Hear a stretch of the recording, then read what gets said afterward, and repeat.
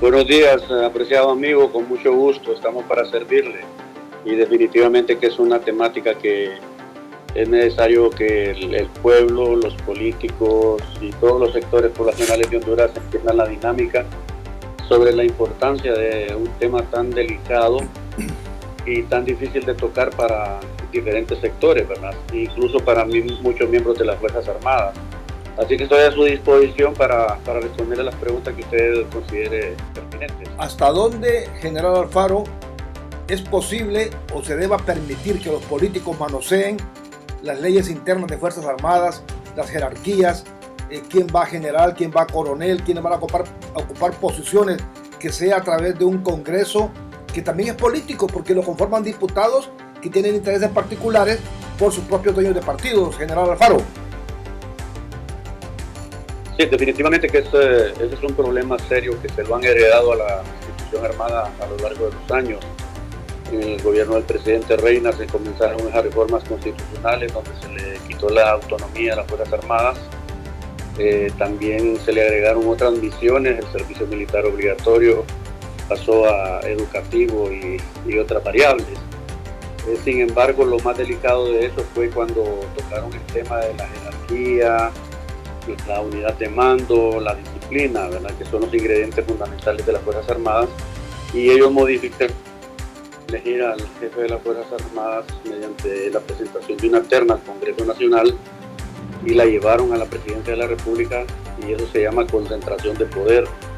Pero acuérdense que en ese tiempo también los gobiernos eran de tendencia socialista con el presidente Reina, y precisamente estaban modificando la Constitución para lograr la concentración de poder mediante el control de las Fuerzas Armadas.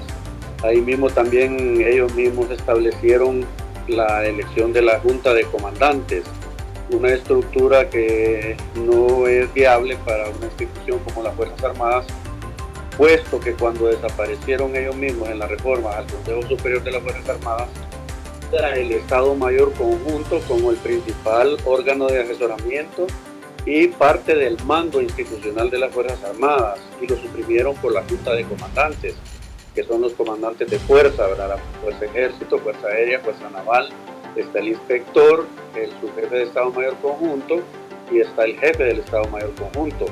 Y eso doctrinariamente no es correcto, porque el jefe de Estado Mayor Conjunto, con quien planifica y con quien conduce las situaciones bélicas o en tiempos de paz, es con su Estado Mayor, no con una junta de comandantes. De acuerdo con usted.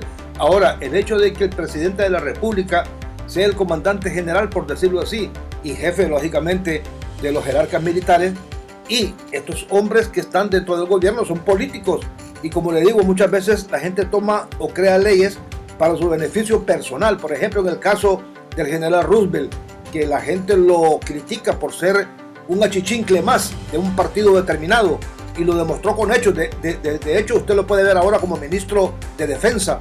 ¿Cómo usted analiza eso? Porque también es parte del respeto al uniforme que ustedes visten, porque ustedes se deben a una institución, como usted lo hizo toda la vida, general Alfaro, siempre responsable, disciplinado, no deliberante y apolítico, que es bien importante eso. Definitivamente que cuando ocurrieron esas transformaciones a la ley constitutiva de las Fuerzas Armadas, desde ahí se pone en riesgo la institucionalidad, con el juego político a la altura del jefe del Estado Mayor Conjunto, porque también en la parte de los mandos, altos mandos, y la parte de mandos intermedios, incluso ahora hasta los mandos subalternos, ya ellos están aprendiendo, deben de estar cerca del político para poder tener facilidades cuando lleguen al mando. Correcto. Y eso no puede ser así, porque si hay algo que caracteriza a las Fuerzas Armadas es su disciplina y es su jerarquía. También en el tema político, los políticos suprimieron la organización militar especializada, que es lo que da la jerarquía y es lo que da la antigüedad, o sea, la meritocracia que los oficiales van alcanzando conforme su desempeño diario, conforme su educación y su capacitación técnica, que le permite posicionarse dentro de las promociones y hacer una competencia leal, meritocráticamente, para ocupar las máximas posiciones en la institución en el momento indicado. Cuando los políticos manosean incluso hasta la ley constitutiva de las Fuerzas Armadas para cambiar algunos temas importantes, entonces golpean fuerte a la jerarquía y a la disciplina, y al final también es afectada la unidad de mando institucional cuando los políticos meten sus manos directamente en la institución. En el caso del general Hernández, pues se vio un impacto fuerte, porque en Honduras nunca había sucedido que un gobierno se trasladara directamente al sistema socialista. Incluso a nivel internacional se mencionó como un país socialista, como un gobierno socialista, y eso le da un cierto alineamiento a los jerarcas para poder salir adelante con una institución tan seria como las Fuerzas Armadas. Así que no es fácil para un jefe de Estado Mayor Conjunto, como lo que pasó el general Hernández Aguilar, estar tratando de dar a un gobierno que se declaró socialista desde el principio, ¿verdad? Y no es porque el general Hernández sea un socialista, ¿verdad? Sino que la coyuntura política del momento le obligó a navegar de esa manera, como lo han hecho en los gobiernos democráticos, también otros jefes de las Fuerzas Armadas, a raíz del cambio en la ley constitutiva y en las leyes del Estado. Me queda ya solamente 3 minutos para mi podcast. Quiero preguntarle puntualmente, general Germán Alfaro, ¿qué se debería de hacer para que quienes ocupan la presidencia de un país o representen un determinado partido político no manoseen más y esto no se repita dentro de Fuerzas Armadas, que un militar esté a la orden de un partido político? La manera que se puede hacer eso es mediante la extensión de un periodo de tiempo después de los 35 años de servicio, donde que no van a continuar en su carrera después de 35 años de servicio, entonces se quedan los generales que son ascendidos con una carrera específica para el generalato, y le da de 1 a 5 años para poderse quedar dentro de las Fuerzas Armadas, y que cada generación busque también su espacio de mando a la paz siguiente, un periodo que dura 2 años. Así que hay maneras para solucionar problemas, sencillamente se necesita voz política por parte de los políticos para ayudarle a las Fuerzas Armadas técnicamente, y físicamente también que las Fuerzas Armadas tengan esa disposición de poder hacer sacrificios generacionales para poder colocar al oficiales meritocráticamente en el alto mando de las Fuerzas Armadas. Sí. Ahora también yo veo en este momento, general, aprovecho para preguntarle, hay mucha cantidad de generales dentro de las Fuerzas Armadas. ¿Es lo adecuado a eso para un país como Honduras? Los políticos le permitan a las Fuerzas Armadas realizar los análisis respectivos para que les planteen a ellos la solución más probable para arreglar este problema generacional, mediante análisis técnicos y jurídicos que le permitan a las promociones participar en el alto mando a lo largo de una carrera que meritocráticamente también nos posiciona, ¿verdad? Porque eso es importante. Si hay algo que en las Fuerzas Armadas se mantiene permanentemente es la meritocracia, pero eso se rompe ya cuando los políticos empiezan a trastocar a la institución y a ver su beneficio personal antes que los beneficios del país, y que desde una institución tan seria, tan noble y tan servicial como son las Fuerzas Armadas de Honduras. Y yo siempre he visto algo, que ustedes los militares no pueden pronunciarse con aquella libertad que deberían, y eso también permite que estos políticos manoseen. Ustedes, por el respeto, lógicamente, y por el cuidado de su carrera y su trabajo, general Alfaro. Así es, el tema es que muchos políticos son abusivos y son descarados, sí. Al querer trastocar de instituciones serias como las Fuerzas Armadas de Honduras, porque las Fuerzas Armadas de Honduras tienen su prestigio a nivel nacional e internacional.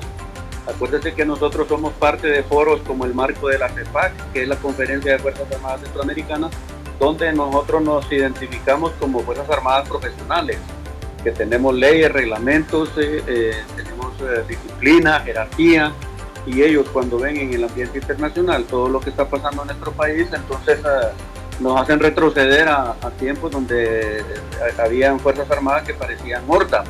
Correcto. Y eso ya eso quedó en el pasado, en el siglo pasado, a principios del siglo pasado. Sí. Entonces ahora las Fuerzas Armadas ya tienen esa identidad profesional que son reconocidas a nivel mundial. porque los oficiales participamos en una serie de eventos. Tenemos ahí también las competencias militares internacionales, fuerzas comandos que nos posicionan como Fuerzas Armadas profesionales entrenadas y capacitadas. Y lo mismo los oficiales que salen a estudiar a diferentes escuelas a nivel mundial, principalmente Estados Unidos, Chile, Brasil, que también van a Colombia, van a Alemania, a Inglaterra, a Taiwán. Entonces todos esos oficiales también elevan el nivel de profesionalismo y el apresto operacional, el apresto estratégico de las Fuerzas Armadas. Es tan importante que en el país casi no se hace estrategia nacional, y los únicos que hacen estrategia nacional como es debido aquí somos los militares. Cierto. Porque a los políticos no les importa la estrategia nacional, enfocada en los factores de poder nacional. Ahí tenemos el Colegio de Defensa Nacional amparado en el artículo 289, y eso permite que las instituciones del Estado y también el personal civil participe en carreras universitarias que le permiten ampliar sus conocimientos en materia de defensa y de seguridad nacional.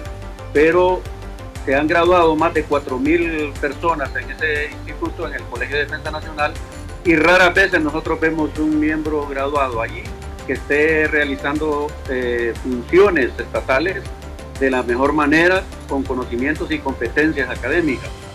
Por eso es que también nosotros necesitamos proponerle al Estado que para que un diputado pueda ser diputado, debería de pasar por el Colegio de Defensa Nacional adquiriendo competencias de seguridad nacional. Totalmente. Cuando hablo de seguridad nacional no estoy hablando de seguridad pública, sino que estamos hablando de seguridad nacional, un entorno complejo, un entorno diferente, ¿verdad? Que garantiza la supervivencia de Honduras en el tiempo. Y eso es lo importante. Por ejemplo, van a llegar candidatos a alcaldías incluso de las principales ciudades de Honduras, deberían de pasar por el Colegio de Defensa. El que aspira a ser presidente debería de pasar por el Colegio de Defensa para tener esas competencias que le sirvan al país y no solamente a la persona. Entonces lo que tenemos ahorita en realidad es una clase política que se siente cómoda con lo que está pasando en el país, que se siente relajada, y esperamos que estos 4 años que el país estuvo imbuida en el sistema socialista aprendan la lección, que hagan un buen gobierno en estos 4 años y que la gente no vuelva a pensar nunca más en totalmente de acuerdo. Y mire, quiero nada más remarcar algo. Cuando usted mencionaba del señor Reina, que fue presidente del país y quitó el servicio militar obligatorio, las consecuencias que hemos tenido a raíz de eso, todo el mundo las ha tocado, son palpables, podemos sentir y vivir, porque el muchacho ahora no tiene responsabilidad y tampoco ya respetan a nadie como lo hacían en el pasado reciente, allá por los 80, general.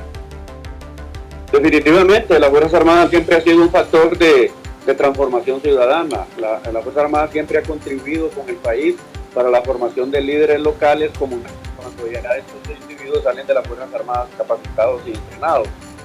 Van a ocupar cargos relevantes en los gobiernos locales, e incluso muchos oficiales también cuando se retiran ocupan cargos relevantes políticos en las funciones del Estado. Entonces la contribución de las Fuerzas Armadas en la modificación del ciudadano